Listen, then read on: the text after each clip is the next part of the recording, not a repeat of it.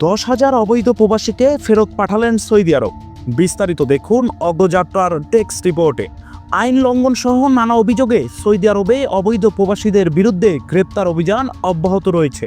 গত 2 থেকে 8 জানুয়ারি পর্যন্ত দেশটির বিভিন্ন এলাকায় অভিযান চালিয়ে আবাসন, শ্রম ও সীমান্ত সুরক্ষা আইন লঙ্ঘনের দায়ে 19,000-এর বেশি প্রবাসীকে গ্রেপ্তার করেছেন সৌদি আইন শৃঙ্খলা রক্ষাকারী বাহিনী।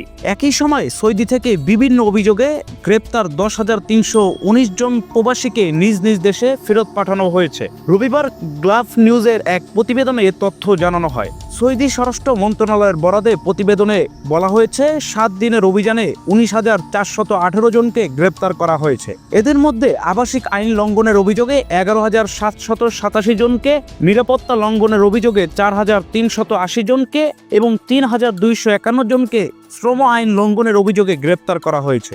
সৌদি স্বরাষ্ট্র মন্ত্রণালয় জানিয়েছেন, আইন লঙ্ঘনকারীদের পরিবহন, আশ্রয় এবং নিয়োগের সঙ্গে জড়িত 19 জনকে গ্রেপ্তার করা হয়েছে।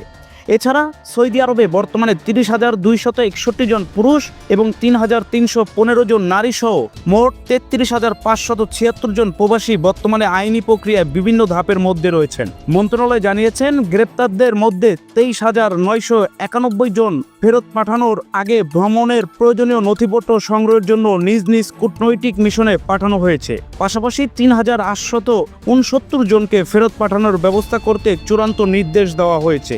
এছাড়া 10,319 জনকে নিজ নিজ দেশে পাঠানো হয়েছে বলা হয়।